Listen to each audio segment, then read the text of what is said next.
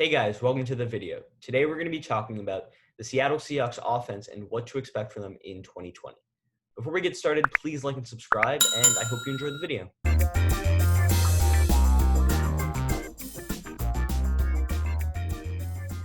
So when we start talking about the Seattle Seahawks offense in 2020, let's establish what they did in 2019. So they were 8th in total yards last season, 14th in passing yards, 4th in rushing yards, 9th in points, and they were tied for 13th in turnovers. Also, the Seahawks love to run the football. And they also, because of liking to run the football so much, they're one of the slower-paced offenses in the NFL. This isn't necessarily a bad thing. They're able to control the clock, and they don't take too many chances, which makes them not turn over the ball a lot. However, this does make them struggle sometimes, especially in last season. For example, in the playoffs against the Packers in the divisional round, they ended up losing 28-23, and that was mainly in part due to they were down 21-3 early in the third quarter because their first half just wasn't that good. Yet they build their way into games and they get stronger as the game progresses, but they score most of their points in the second half. And this is really because they shift away from their run-heavy mentality to a pass-heavy mentality. Shifting from a run-heavy to pass-heavy offensive mentality is going to mean that the pace of play of the Seahawks offense is going to increase. And when the Seahawks throw the football, bad things don't happen. They have Russell Wilson, who's one of the best quarterbacks in the NFL. So I think maybe Brian Schottenheimer, the offensive coordinator there in Seattle, may look to keep defenses on their heels, switch up tempos, try and throw the football a little bit more, and not rely so much on the run, especially on early down. So look for the Seahawks to maybe throw the football a little bit more next season as they try to attack and score early in football games and not try and play from behind. But now let's talk about the players on the Seahawks offense. Obviously, they're led by the 6-time Pro Bowler Russell Wilson at the quarterback position. Russell Wilson was awesome last year. He was a top 3 quarterback in the NFL. He was up there in the conversation with guys like Lamar Jackson as well as Patrick Mahomes for the NFL's best quarterback. Last season, he threw for 4,110 yards, 31 touchdowns, and 5 interceptions.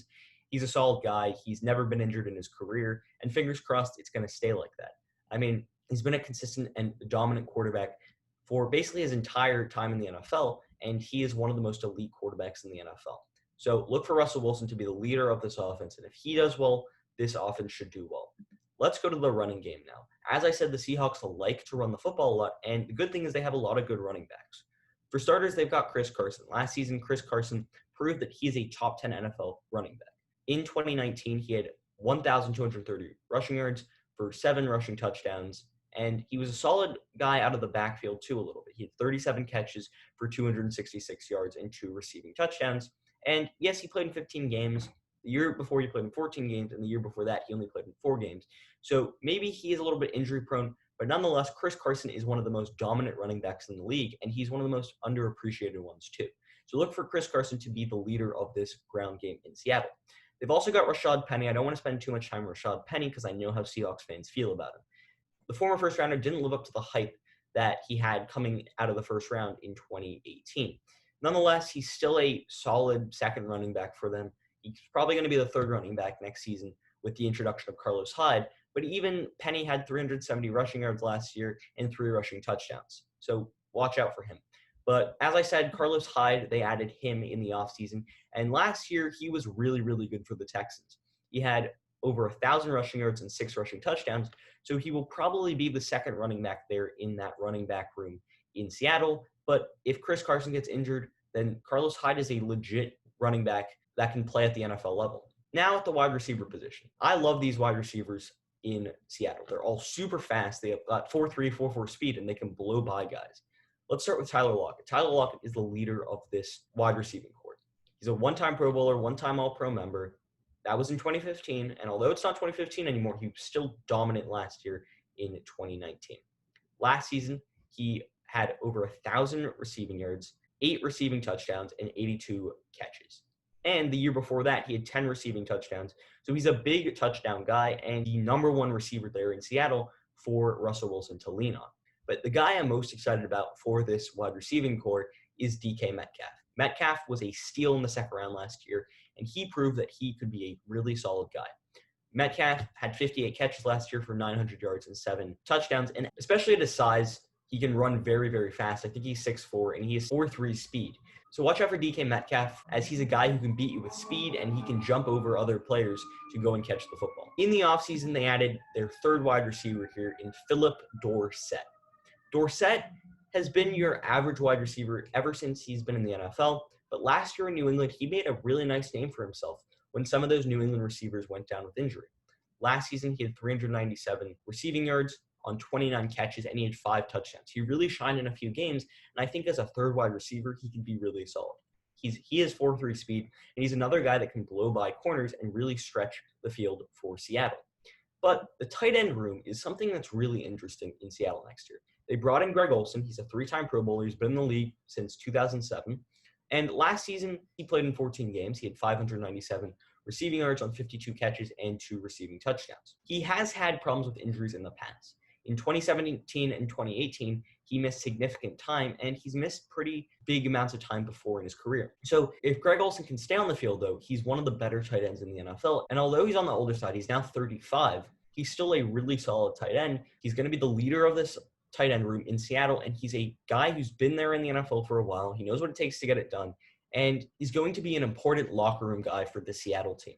But they've got 2 younger tight ends, too. One of them being Will Dissly. Dissly last year was really solid when he was on the field, and he was also solid in 2018 when he was on the field. In 2019, he only played in 6 games, but he had 23 catches for 262 yards and 4 receiving touchdowns. As I said, the problem with Dissly is that he gets injured. He only played in 6 games last year. He only played in 4 games in 2018. But when he's on the field, he can be a real difference maker. They also have Jacob Hollister. Hollister, when Dissly went down with injury, was really solid. He had 41 catches for 349 receiving yards and 3 receiving touchdowns, and he only played in 11 games. So, yes, they're pretty injury-prone, these tight ends in Seattle, but Hollister was a really solid guy for them last year. However, for any offense to really be good, they need a good offensive line, and Seattle has one of the most interesting offensive lines in the league. Seattle has always had a really bad offensive line for pretty much as long as I can remember. In the past 10 years, they really haven't had a super solid O-line that has been among the league's best. They do have a solid left tackle in Duane Brown. Brown is one of the better left tackles in the NFL. He earned a 74.1 player grade from PFF last year, which was pretty solid. Yes, he's a little bit older. I think he's 34 now. And the 4-time Pro Bowler and 1-time All-Pro is past his former Pro Bowl self. Yet he's still a solid guy. He did play in 12 games last year. And if he can stay healthy, he's going to be a great left tackle for Russell Wilson. The rest of the O-line is not so straightforward. They've got Mike Iupati. He could be a left guard for them. But Iupati is probably years past his former Pro Bowl self. He used to be a really solid left guard. And although he's not there anymore, he's still a veteran guy. He played over 1,000 snaps last year. And he's a guy who you can count on to open running lanes for Chris Carson or for Carlos Hyde. And he's a solid pass protector. Yes, he gave up 5 sacks last year. But if he can improve in 2020, then he could be that starting left guard. At the center position, most likely will be B.J. Finney. Finney only played 325 snaps last year as a member of the Steelers. However, Finney, he's a veteran guy. He's been in the league for a little bit, and he's going to probably be the starting center for them, yet there are some other guys that could be there too. At the right guard position is Damien Lewis, who was drafted in the 3rd round, 69th overall in this year's draft. Lewis, out of LSU, could be the right guard for them. Obviously a younger player, and maybe you don't want a rookie starting at the right guard position for a playoff team, but he could be the best right guard on the roster. At the right tackle position is Brandon Shell. Shell is your average right tackle. He played over 800 snaps last year.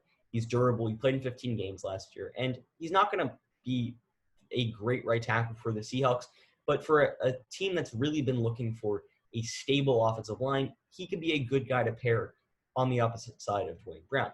But also, the Seattle Seahawks made some moves in the offseason to bring some other offensive linemen in to create a lot of depth at the offensive line position. For starters, they brought Cedric Ogbuehi, who has been in the NFL for a little bit. He can be a valuable player on that offensive line. He can play a few positions. They also have Jordan Simmons. They got guys like Joey Hunt, and they also brought in Chance Warmack. So they've got a lot of players on this O-line that have been in the NFL for a little bit that can play football. And you know what? If 1 or 2 guys go down with injury, I don't really think it's going to really affect the Seattle offensive line all that much. All in all, I think this offensive line is not going to be among the league's best. I mean, Duane Brown is a solid left tackle. He's an established guy. And if the younger guys like Damien Lewis and the veterans can play at a higher level than they did last season, then I think the Seattle O-line will be okay. They need to protect Russell Wilson. Russell Wilson is their franchise guy. He's the face of the franchise. If they can protect him with great left tackle like Duane Brown, then maybe all things are not lost. Yet the Seattle offensive line hasn't been good for years, and for them to really be a dominant team, especially in the postseason, I think they're going to need a good offensive line. All in all, though, I think Brian Schottenheimer is going to need to cook up some special plays in 2020. He's going to need to look at the passing attack. He's going to need to look at the running game and scheme a little bit about how he can change up tempos and stuff like that. I talked about it a little bit earlier in the video, but I think it's really important. Last year, they were a run-heavy team, and the league is moving towards the pass. And I think if Seattle stays below the curve and behind the curve, I don't think they're going to be a successful team in the long run. Therefore, I think they should throw the ball. I mean, Russell Wilson's a great quarterback. He can throw the deep ball. He's one of the better deep ball passers in the NFL.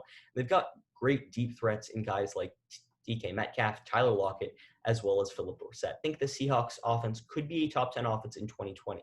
I think they could improve in Brian Schottenheimer's third year as the offensive coordinator there in Seattle. And if he can get his play calling right, I think the Seattle team could be really solid in 2020. So get excited, Seahawks fans, to watch the Seattle offense in 2020 and just see what they're able to do. Obviously, the 49ers lost some big pieces on the offensive side of the football. They might have Deebo Samuel out for a little bit. So if Seattle can capitalize, maybe they can win the division, and maybe they could get a higher seed in the playoffs, get home field advantage. And you know how hard it is to play in Seattle for opposing teams. So I think if Seattle can capitalize, they can improve their offense from what it was last year, and paired with a defense that is really going to become a solid defense in the NFL, I think that the Seattle team could end up making a run in the playoffs. So watch out, Seahawks fans, and get excited to watch the Seahawks in 2020. Now that you've reached the end of my video, I want to thank you for watching. Please like and subscribe as it helps my channel out, and check out my other videos on my channel. Also, you can follow my Instagram. The link is in the description down below, and I hope you enjoyed the video. Until next time, see ya.